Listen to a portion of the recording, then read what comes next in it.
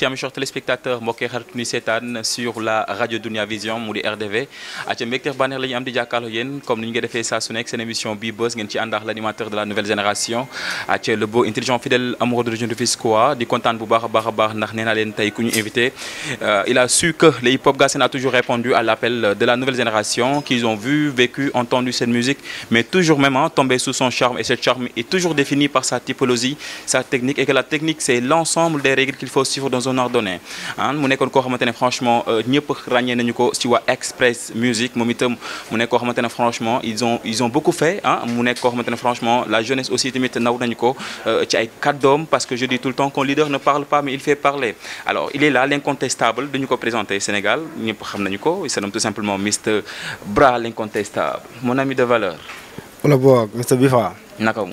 ça va sant yàlla bu baax a baax ouais je vais bien. non yow moom damay defaraat sama toogaay daal di waxtaan ak yow di la bàyyi rek nga nuyu askan bi. waay salaamaaleykum Sénégal salaamaaleykum RDV salaamaaleykum ñi nga xamante ni ñu ngi suivre émission bi yëpp mbégte la tey ma am occasion bu bokk ci seen plateau voilà et puis avec le jeune animateur qui est aujourd'hui incontestable muy Bifa qui est un ami aussi donc franchement chapeau à vous et merci pour l'invitation et tout.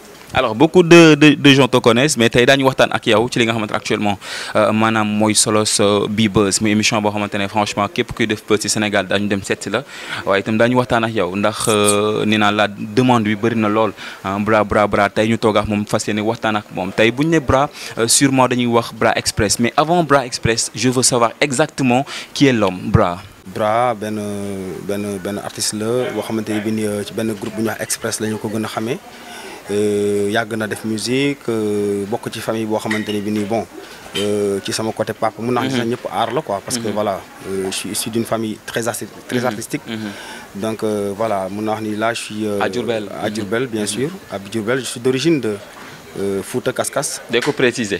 Fouta Kaskas.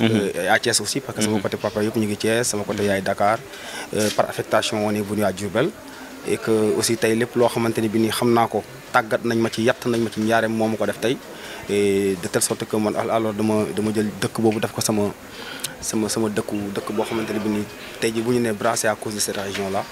Et c'est important de préciser ce genre de choses mais man moom mën naa wax ni je suis un Sénégalais quoi parce que dama bëri ay mbokk fu ne. Voilà donc Bra disons ci en résumé c'est vraiment une modeste personne qui est à la quête du savoir. Et un artiste boo xamante ni bi nii voilà il est en phase juste pour vivre son art paisiblement et pleinement quoi. Toi il est hip-hop parce que je dis que même boo ko waxee da nga nekk ci famille boo xamante ne nii ñëpp dañ leen xamee art ñu nekk ay artistes. mais yow ak rap lu leen boole. Man ak rap damay ñëwaat ci wax la sànq ni posture moo ñu boole. Posture moo ñu boole pourquoi posture moo ñu boole parce que hip-hop rap boo koy dund il faut nga am benn philosophie. Benn philosophie boo acquérir d'abord à la base wala boo nekk en quête d'acquérir.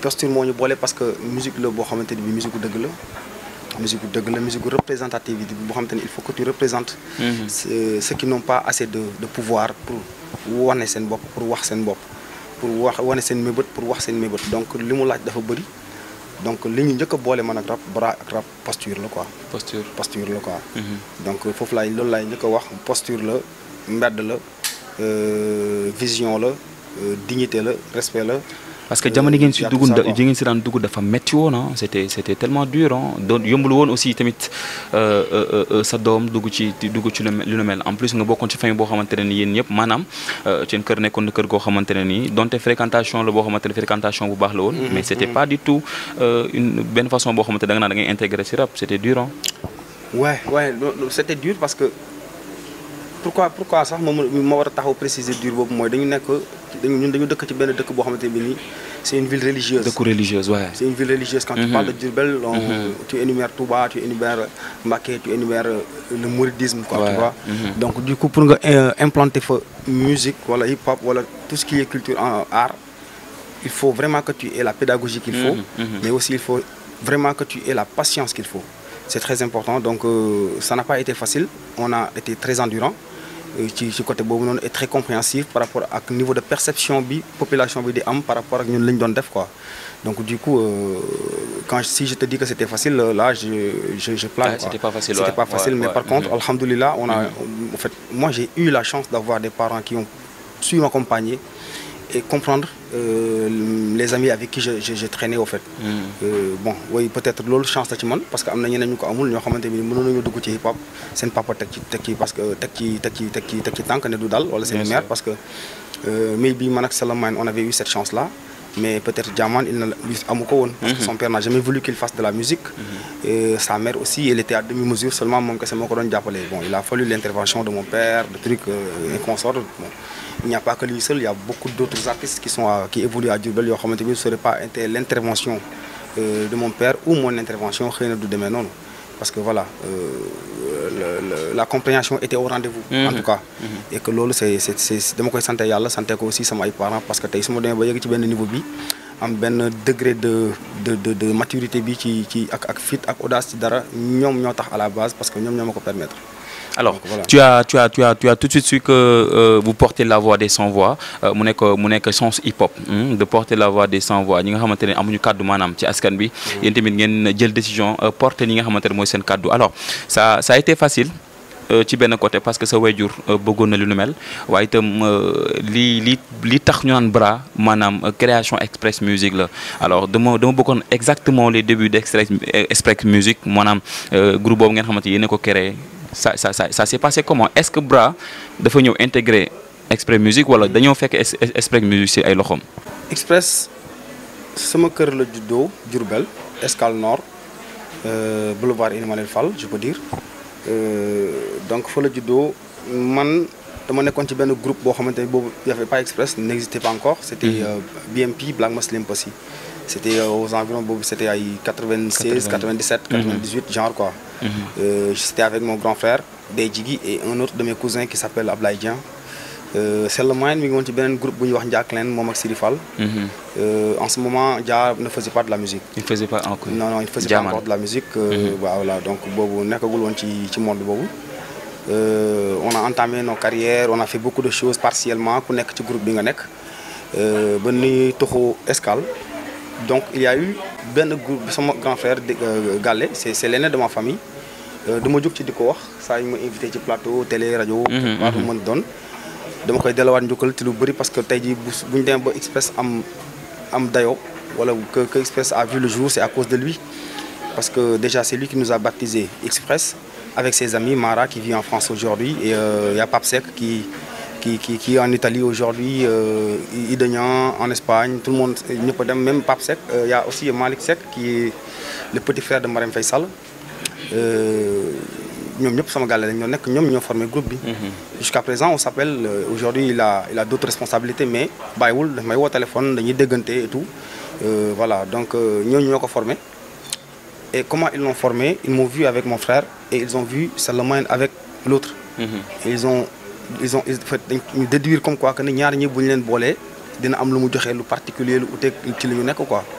Ils ont essayé ils m'ont proposé ils ont proposé. Alors c'était sélectif quoi. Ouais c'était sélectif mais c'était pas dans l'optique de créer un groupe. C'était juste pour faire quelque chose pour voir qu'est-ce que lan lay joxe quoi. Donc voilà après j'ai fait un son avec Salamine un featuring et lui il a fait un featuring avec moi et après on a fait un son ensemble. boo xamante ni c'était dans le cadre voilà maintenant d'essayer de mettre quelque chose sur place. ñoom li wane ay visionnaires lañu mooy ils avaient bien vu parce que bi ñu ko defee automatiquement affaire bi dafa am lu mu jur ci lañu boobu amaguñu tour dañuy wax Salamine Ibrahim. gars yi noonu la ñu doon wooye quoi même dans les concerts bu ñu joué dañuy woote présenter Salamine Ibrahim parce que boobu maa ngi BMP moom mi ngi woon Ndiaklen ñu dem ba ci biir ñu commencé gis ni ñii ñaar ñi bu ñu leen boole ci lay gën a am potentiel et que voilà bon. Après on a essayé ñu dem ba en 99 2000 ñu def ay tubes yu bari ci la ñu intégré Diamane parce que Diamane aussi à la base il faut rappeler que c'était un fan du groupe. Diamane seen fan la woon yéen. C'était un fan du groupe mais aussi c'était un nit la ko bëggoon musique fa bëggoon way quoi way man fa bëggoon way parce que doon sikar seen waa kër ay Baye Fall lañu ay takk der sax laay wax donc voilà moom il était dans cette culture là. Mais en vrai il ne savait pas exactement ce qui était en lui mais man comme que à bas âge et très tôt dama teel a dugg ci côté musique côté académie am sama studio à Diourbel parce que pratiquement tous les sons yu ñu génnee suñu premier album la plupart à la base maa ko defar muy prise muy composition muy tout ce que tu veux chez moi dans mon studio j'ai pu détecter le talent de Dia. Après j'ai dit à Salamane de est-ce que duñu xool boy bi ñu def ak boobu yaa Salamane ngeen yor seen groupe bu bopp. non boobu on était deux en fait. Vous étiez deux. on était deux donc est-ce que duñu xool boy bi lu muy joxe parce que boobu dañu doon préparer suñu ay concerts yu ñuy def chaque année je pense qu'on était à notre 2e ou 3e édition. Sans Diamant. Sans Diamant. Après on est parti sur Dakar pour enregistrer. J'ai demandé à Diamant de nous rejoindre à Dakar pour qu'on puisse faire un son ensemble. En ce moment, il était un peu malade et j'ai demandé à mon père, mon père c'est un infirmier à l'hôpital, je lui ai demandé de faire la perfusion. Il a fait le truc, après il a passé à Dakar. Il a fait un son et ça fait boum, automatique.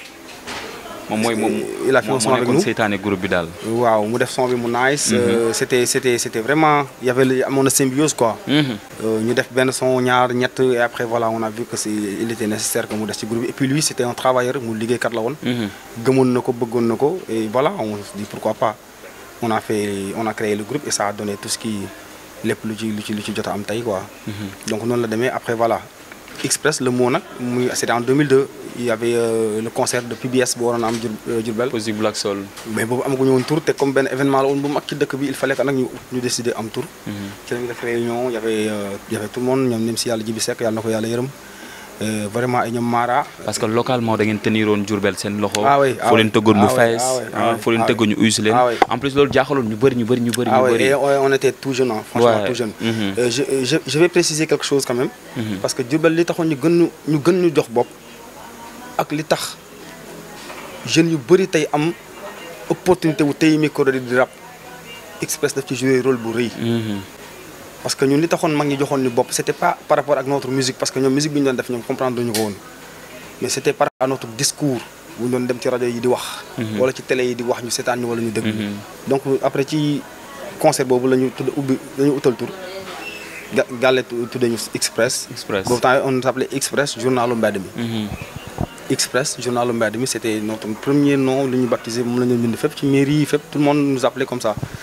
Maintenant, c'est de Express journal mbedd bi jusqu'à Express de Diourbel parce que Diourbel la won biir Diourbel ba ñu génn Diourbel ba nga mujj ba ñu jël di loolu dindi ko jël dëkk bi teg ko taftal la ko parce que là tu deviens benn vitrine boo xamante ne bi nii da ngay wane sa localité lii wane ni culture dafa am doole lii wane ni kenn warta négliger culture parce que mooy base u lépp lu war a dem ci kanam te loolu je pense que c'est démontré et plusieurs fois quoi. Alors c'est un trajet nekk trajet bu boo xamante ne franchement ñëpp koy nawlu man je vais pas revenir en arrière di wax parce que jaar ngeen fu bëri tey waaye maanaam man li may gën a tënk rek mooy Sinar Vision maanaam cool yëpp fa la commencé tàmbalee si seen voyage yi nga xam nga def ngeen ko partout dans le monde ay tournée nationale ba ngeen dem Paris xam nga problème yi commencé démarrer bëgg naa nga expliquer mi foofu tuuti. Bon avant may rebondir ci Sinar Vision j'ai envie d'abord de remercier Jaajëf Production. Jaajëf Production. Nga xamante ne ñoo njëkk a génne suñu premier album. Exactement avec Ada. Une personne franchement boo xamante ni franchement on lui est redevable sur beaucoup de choses. Je dis beaucoup de choses. Parce que bi muy génne suñu album c'était pas dans le cadre de gagner de l'argent. Il a juste voulu nous mettre devant le public. C'était son objectif. C'était son objectif. Il avait su que nit ñi am nañu talent te dañu war a dem. Et il a compris que on était des révolutionnaires quelque part dafa am fu mu nekk ci ñun et que ci région la ñu nekk te capitale bi pour nga ñëwoon fi imposer dafa xawoon a jafe donc il est venu. moom seen baat bi je pense que moom moo ko produit. seen baat bi exactement. moo produit sama baat l'album Kenn Demul ñu des en 2010. donc je pense que tey jii bu ñu ñëwee bay wax waxi Sinar Vision dañuy njëkk a delloo njëkkal ki nga xamante ni bien sûr moom moo waral tey jii sax Sinar Vision gis ñu quoi en fait. quelque part donc pour Sinar Vision oui aussi c'est Amdi Moustapha Baye Fall mu nekk benn gars bu cool boo xamante ne bi ni au début on avait eu des désaccords des trucs mais tout était basé man personnellement dama koy basé après ci ay manque de communication ay incompréhension ay trucs mais surtout ci xam nga boo nekkee ak ay nit yoo xamante ni sa gis-gis dafa sori te ñoom seen bët jotewuñu fa pour ngeen am quoi day yomb parce que yenn saa di nga wax loo xamante ni sax dof la ngay jàpp. Yaa Tafa wala yaa non je parle de non Tafa c'est avant. Mais bon li ci ëpp solo rek mooy Scénar Vision a beaucoup contribué ci suñu carrière. Si aujourd'hui suñu album génn na ba ñu album Biir ak Biti deuxième album Express. Scénar Vision moo ko génnee. mooy Biir ak Biti mu nekk album et il faut préciser que premier album moo nekkoon meilleur album groupe.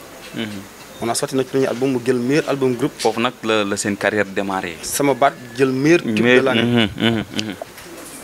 On nous avait même pas dit, on nous avait même dit que ni du ngeen defaat lu mel nii. ñu génne Réer mu jël tube de l'année. ñu génne Biir ak Biti mu jëlaat meilleur album groupe. Donc et après on a sorti même d'autres tubes yoo xamante bi ni ça a pris meilleur album meilleur tube. Bien sûr. Donc du coup on peut dire que ni Express est vraiment benn trio boo xamante bi ni am na lu ci yàlla defoon. Parce que loolu yëpp da woon ci sunu mën-mën ah. nekkul lu ñu mën wala truc parce que musique affaire dafa xaw a doy waar quoi. voilà après Scénar Vision aussi a contribué ci suñu carrière bu baax moo njëkk a tax ñu voyager en Europe. On a fait pas mal de pays beaucoup de pays même je pourrais dire. ba tey jii sunu ay këyit lu ci bëri crédible ba tey jii gars yi ñu ngi ay visa yoo xamante ni macha allah. Scénar Vision moom.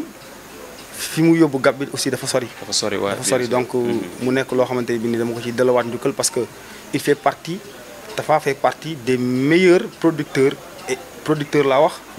ak côté événementiel que ça soit production au Sénégal il fait partie des meilleurs. Bien sûr. Loolu ñu mës a jëflanteeg moom yëpp xam nañ ko par contre il a ses principes am na ay principes ñu muy doxee ak ñu muy joobee donc des fois quoi mën na am mais ci liggéey bi la bokk. ñu jàppante warul tekki ni. waruñu eggale liggéey bi ñu seq. loolu il faut que nit ñi di am yenn degré de compréhension yi ak yenn maturité ci côté business. de telle sorte que yenn points yi du leen tardel ci côté yi quoi. manque de communication. boobu est-ce que du looloo dañuy tënk ci wax ndax loolu moo waral seen séparation ndax bi ñu déggee ñu ne Jahman Bra ak Jahman am nañu problème ba Bra moom génn li nga xamante ne moom itam mooy propre création bett nañu bëree.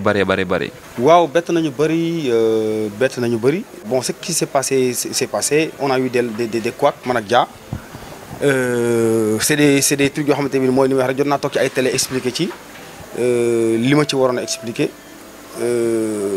yi ci am yëpp ak yi ci xew yëpp xew na ci am na ci bon là j'ai vraiment tourné la page par rapport à ce point donc là maa ngi focus ci Balades muy sama mais xam nga tey faaw ñu wax ci parce que Sénégal dafa nekk débat boo xam ne dafa leen intéressé bu ñu demee ba tey ñi nga xamante ne ñoo naan ànd subax ngoon tey ay clashante am si seen biir tey Jahman génn benn son bi di tuddee ko loolu yëpp dama koy def yow nga ñëw andi tamit sa réponse boo xamante ne franchement ça a frappé fort ñëpp xam ne exactement fi nga ko duggee je sais pas maillon faible ou profil waaye mu nekk loo xamante ne franchement Sénégal yëpp actuellement mooy actualité bi.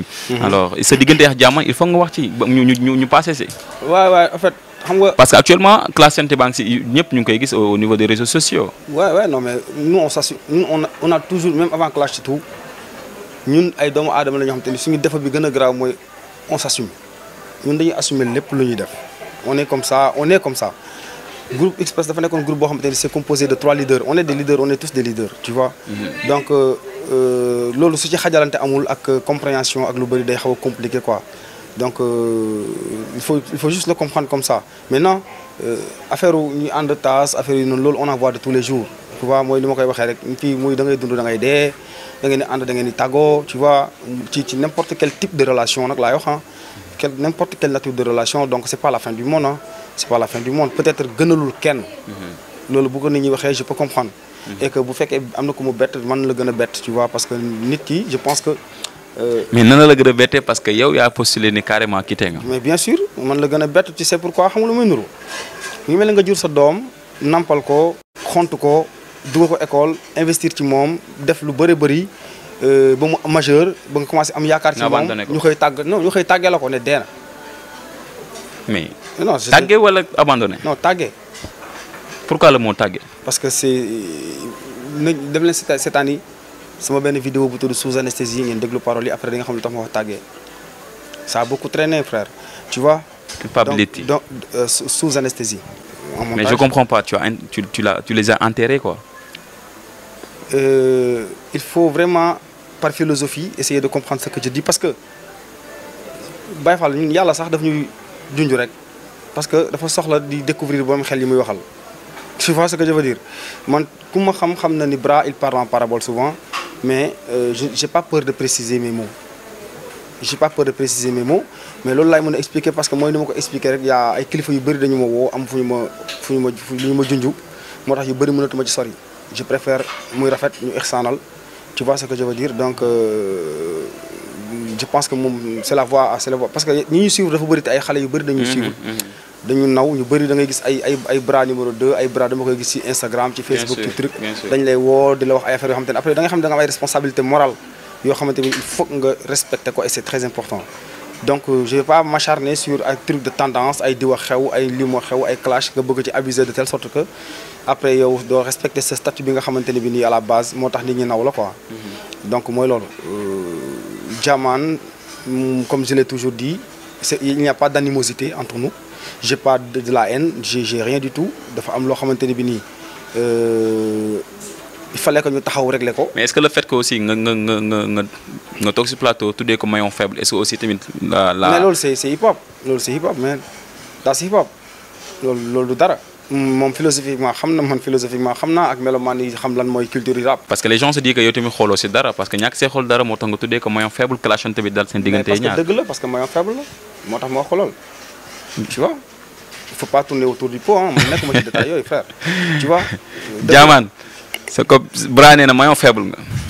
tu vois donc c'est ça le reste maintenant ñu ngi ci sunu wéy ñu ngi ci sunu yoon ñu ngi ci sunu ay business tu vois ñu ngi ci ay production album bi comme ni ma ko expliqué ñu ngi ci enregistrement yi disons que même sax pare na voilà le reste ñu ngi ci sunu kanam quoi. man j'aime ce gars-là. tellement que mu traite le gars maillon faible après bon voilà il passe à autre chose quoi en fait xam nga tey Diourbel dama toog ndeysaan ci benn interview ma seetaan la Diourbel nekkoon ñoo xamante ni ku leen fëggoon tey ne leen Diamane ak Bra nañ am problème du ñu ko gëm parce que tellement que tu as forgé le gars sur beaucoup de choses yéen tamit jàppalante ngeen ci beaucoup de choses alors duñu préciser ci débat bi mais débat la boo xamante ne Sénégalais il faut que ñu xam exactement li nga xamante ne aussi mooy seen souci yéen ñaar balaa ñoo ñëw nag ci li nga xamante ne mooy njëlbin bi ah muy sa label bi nga xamante ne teg nga ko. seen yoon nekku ci. Sénégalais. waaw non seen xam nga non c'est-à-dire déjà seen yoon xam nga dafa am loo xam ni toog naa fu ne wax ko c'est-à-dire c'est personnel. mu lu personnel c'est personnel. Express groupe bu Sénégal ñoom ñoo ko moom képp ku ci jóg di wax wala nga ciy dox jàmm da nga ci am cër sa cër la yaa ko moom kenn du la ko xañ mais boo ñëwee ba ci man ba ma jox la li nga moom nga comprendre li nga moom. après li ma moom man da nga ma koy bàyyi. tu comprends ce que mi ngi noonu ko ñu bàyyi mu sedd. ñëw ci Balades li nga xamante ne mooy sa label de production bi nga xamante ne teg nga ko. muy jël ampleur ñu gis ay son yu am solo yoo xamante ni franchement teg nga ko ba say projet bi nga xamante ne aussi mooy Ceddo Gang bi gis nañ aussi Boy Djiné bi nga xamante ne nii tamit def nga ko mu nekk type boo xamante ne franchement ça sonne ça sonne fort tellement que je dis tout le temps que textuellement tu es fou le gars il est fou mais aussi tamit xam nga lu bëri si musique parce que da nga ko jàng da nga ko xam exactement. sa projet Balades bi.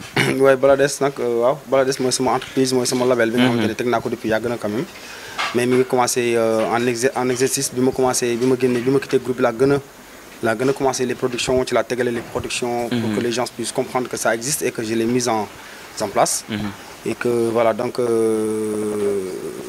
Balades nag moo jur ay Ceddo Gang bi nga expliqué te franchement on est franchement beau en perspective ci ay business yoo xamante ne bi nii je pense que sénégalais yi dinañu gisal seen bopp. bu yàgg dara incha allah mu nekk en fait parce que lépp autoproduction la c'est Balades compagnie service la société la en fait. parce que dans Balades compagnie tu as Balades musique tu as Balades service tu as Balades social tu as Balades bi def lii bëri na quoi tu vois.